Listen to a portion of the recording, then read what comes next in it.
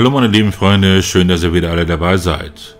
Heute geht es mal wieder um ein Cold Case, welcher aber nicht vor allzu langer Zeit bereits bei Aktenzeichen Y vorgestellt wurde.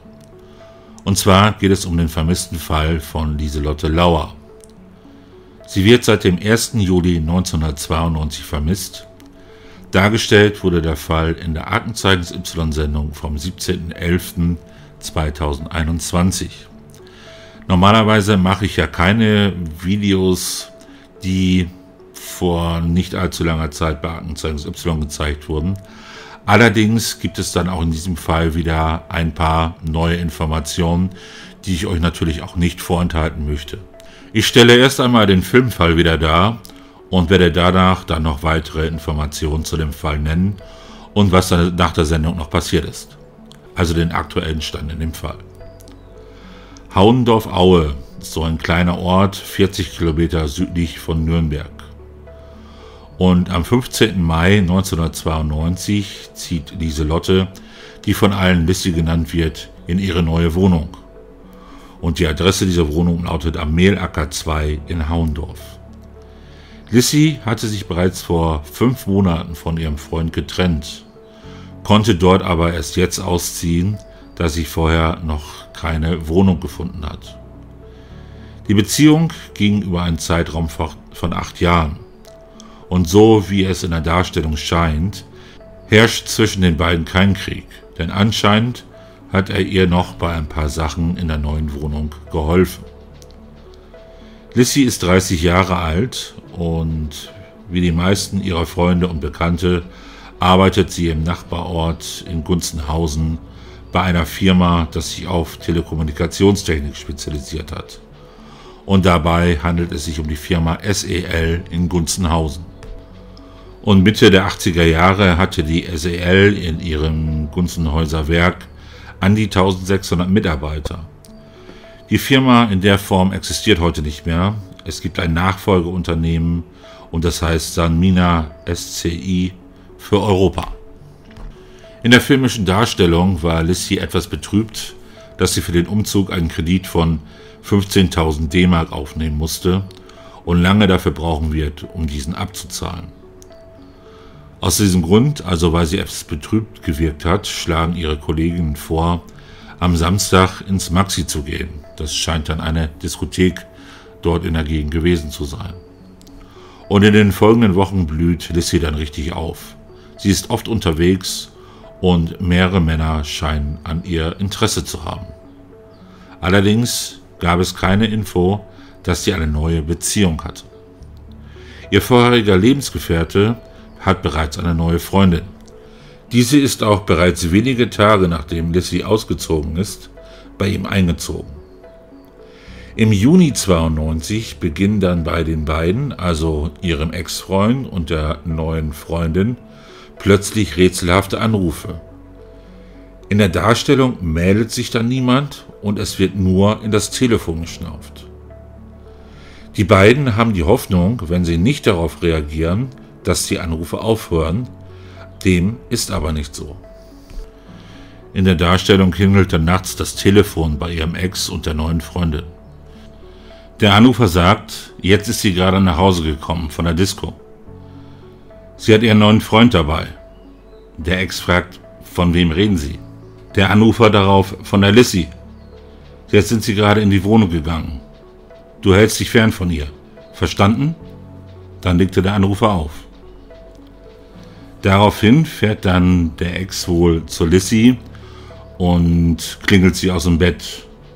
Und nachdem sie ihn reingelassen hat, fragt er sie, ob jemand bei ihr ist.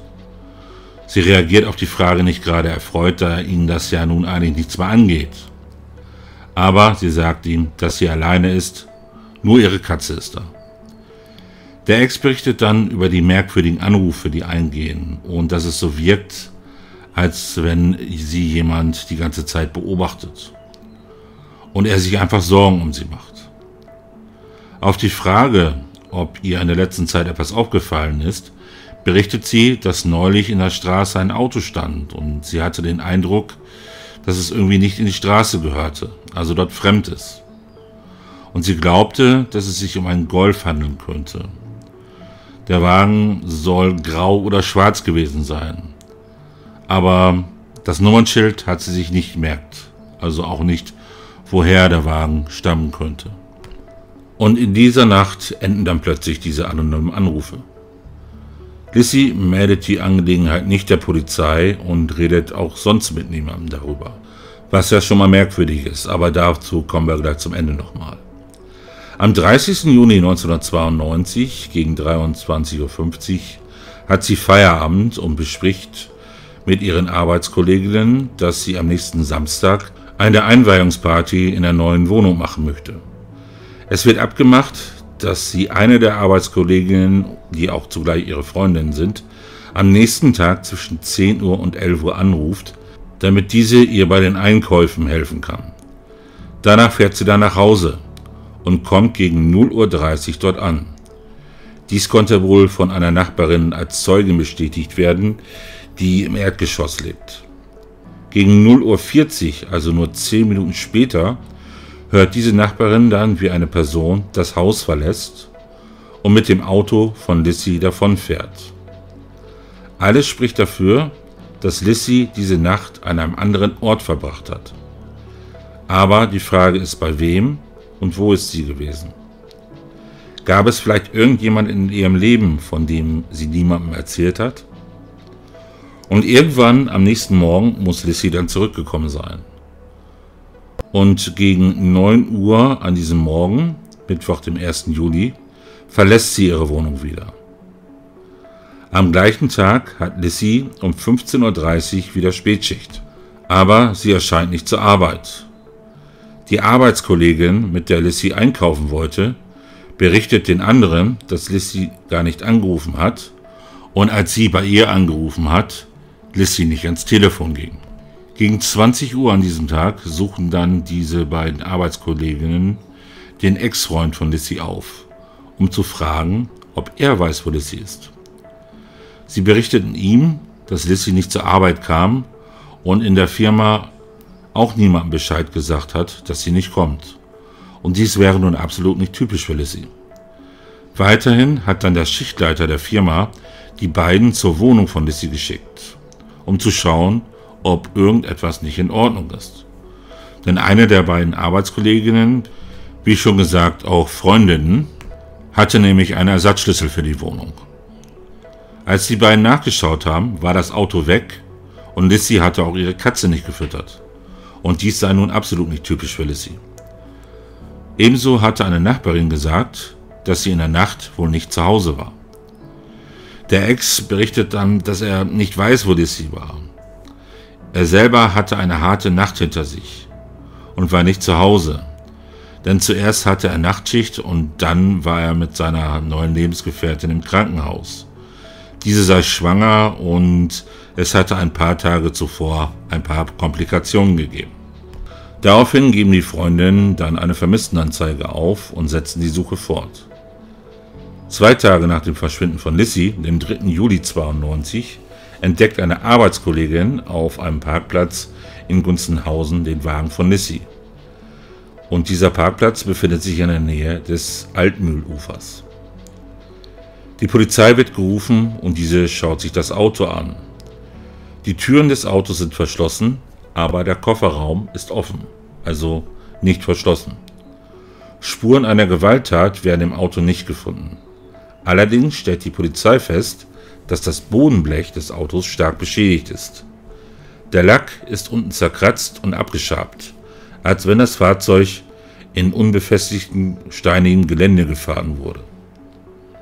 Da es keine Gründe für ein freiwilliges Verschwinden gibt, geht die Polizei von einem Verbrechen aus. Der zuständige Kommissar gibt in der Nachbesprechung an, dass es Puzzleteile in diesem Fall gibt, die für ein Verbrechen sprechen, kann aber dazu nichts weiteres sagen. Er sagt aber weiterhin, dass es Anhaltspunkte für das mögliche Versteck von Lissy gibt und eine Absuche unmittelbar bevorsteht. Bei der Suche geht es um die Suche mit einem Archäologiehund, denn dieser kann menschliche Knochen aufspüren, auch wenn diese dort schon länger liegen. Auch Knochen, die dort schon vielleicht 1.000 oder 2.000 Jahre liegen. und auch größere Tiefen bis zu 20 Metern und Gewässer sind für diese ausgebildeten Hunde kein Problem. Bezüglich der Beschädigung am Bodenblech sagt der Kommissar, dass man zunächst davon ausging, dass jemand mit dem Fahrzeug und Lissy über unwegsames Gelände gefahren ist und es dadurch zu den Schäden kam. Heute geht man nicht mehr davon aus. Man geht davon aus, dass die Schäden im Vorfeld entstanden sind, denn das Fahrzeug war schon etwas älter. Dann geht man nochmal auf den Morgen des Verschwindens ein. Eine Zeugin will Lissy noch gegen 10 Uhr im Innenstadtbereich, genauer gesagt in der Nähe des Marktplatzes gesehen haben. Dadurch ist nicht auszuschließen, dass Lissy das Auto selber am Auffindort abgestellt hat und sie eventuell eine Verabredung hatte, ein zufälliges Treffen oder vielleicht auch schon verfolgt wurde. Auf die Frage von Rudi Zerne zu den mysteriösen Anrufen antwortet dieser, dass diese nicht zurückverfolgt werden konnten und auch nicht verifiziert werden konnten. Das war dann die Darstellung bei Aktenzeichen Y. In einem Artikel vom Altmühlboten vom 30.11.1992 gibt es da etwas andere Zeitangaben.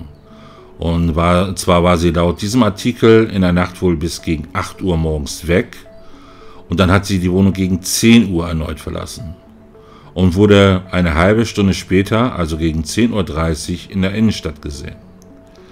Weiterhin stand in dem Artikel Folgendes: Weil nicht ausgeschlossen war, dass sich die junge Frau etwas angetan haben könnte, suchte die Polizei anfangs die Altmühl, also es ist ein Fluss oder auf jeden Fall ein fließendes Gewässer, mit einem Hubschrauber ab. Warum man davon ausging, dass sie sich vielleicht etwas antun könnte, stand in dem Artikel leider nicht. Vielleicht war da doch noch irgendetwas mit ihrem Ex-Freund. Und man vermutete, dass sie vielleicht doch noch irgendwie traurig darüber ist und den Verlust der Beziehung noch nicht ganz überwunden hat. Weiterhin steht in dem Artikel, weder bei Freunden noch Kollegen habe sie eine Nachricht hinterlassen. Ihr Auto, ein orange-roter Ford Fiesta, Kennzeichen WUG AN 438, wurde am 3. Juli um 18:15 Uhr, 2 Tage nachdem sie zuletzt mal gesehen worden war, am Steingas-Parkplatz in Gunzenhausen versperrt aufgefunden. Vorstellbar ist auch, dass sie am Parkplatz in ein anderes Fahrzeug zugestiegen ist, so der Wortlaut. Schon damals sprach die Polizei von einem mysteriösen Fall. Am nächsten Tag, einem Freitag, war zu erfahren, dass nun auch Taucher im Einsatz waren. Ein Sondereinsatzzug der Bereitschaftspolizei aus Nürnberg suchte im Fluss nach der vermissten Lieselotte Lauer aus Haundorf. 2 Taucher waren 1,5 Stunden lang im Einsatz. Wie der Chef der Gunzhäuser Land Polizeiinspektion Heinz Geltner mitteilte, wird eine Straftat nicht ausgeschlossen, schrieb der Altmühlbote. Dieser Heinz Geltner leitete die Dienststelle in Gunzenhausen von 1981 bis zu seiner Pensionierung 1989 und hat in diesem Artikel von nordbayern.de vom 17.11.2021 noch Folgendes mitgeteilt. Mittlerweile hatten die Beamten herausgefunden, dass die schlanke, etwa 1,55 Meter große Frau mit dem blond gewellten Haar eine schwarze Überschlaghandtasche mit goldfarbenen Verschlüssen, Größe 30 x 25 cm, in Form einer Aktentasche mit sich trug. Und ich glaube, das wird auch nicht bei Aktenzeichen Y erwähnt. Diese und ein schwarzes Notizbuch mit Adressen und Telefonnummern fehlen seitdem, hieß es damals. Außerdem ergab die Untersuchung ihres Fiestas, dass am Bodenblech größere Abschrammungen vorhanden waren, die bis auf das blanke Blech durchdringen und beim Aufsitzen des Fahrzeugs auf einen Stein entstanden sein müssten. Abgerieben wurde sowohl Unterbodenschutz als auch ockerfarbener Lack in größerem Umfang. Dann muss das Auto ja irgendwie schon mal anders lackiert gewesen sein, denn gerade eben hieß es ja, dass das Fahrzeug eine andere Farbe hatte, und zwar orange-rot. Und so wurde auch bei Aktenzeichen Y dargestellt. Wie ging es dann nach der Sendung weiter? Mit dem Archäologiehund Flintstone wurde eine Suche durchgeführt. Daraufhin berichtete dann die Bild später, dass Flintstone auf dieser Suchstrecke großes Interesse an einem Brückenpfeiler einer Brücke die 1992 gebaut wurde, gehabt haben soll.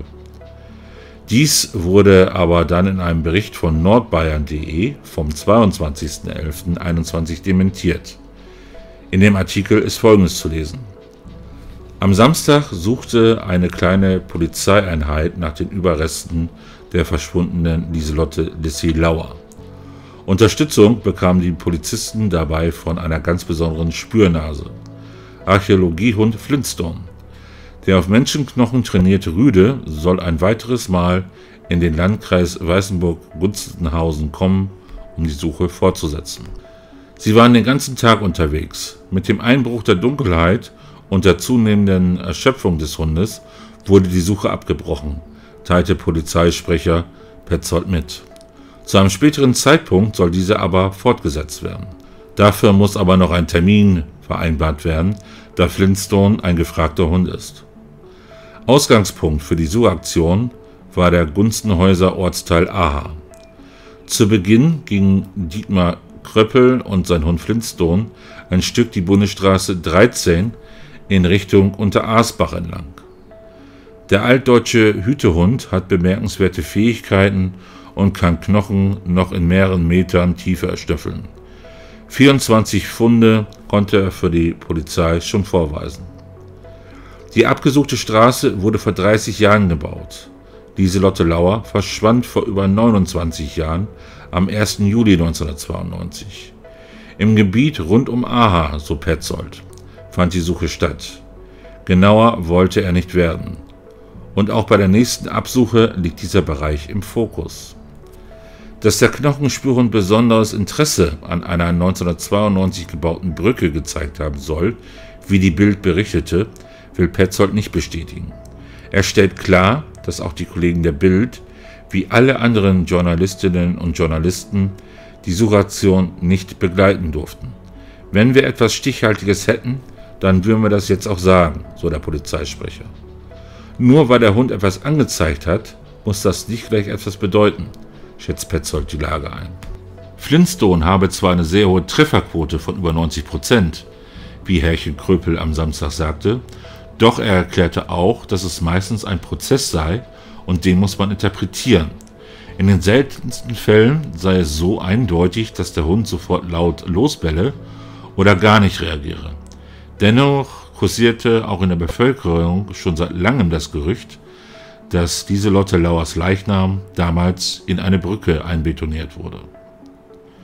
Nachdem der ungelöste Fall um Lissy Lauer, die damals in Haundorf lebte, vergangenen Mittwoch bei Aktenzeichen Y ausgestrahlt wurde, sind laut Petzold mittlerweile gut 30 Hinweise zu einem Cold Case eingegangen. So, das war es, was erst einmal zu dem Fall zu finden war. Fakt ist, dass Lissy weiterhin nicht gefunden wurde. Allerdings habe ich irgendwie im Gefühl, dass die Polizei schon einen Täter ziemlich genau im Auge hat.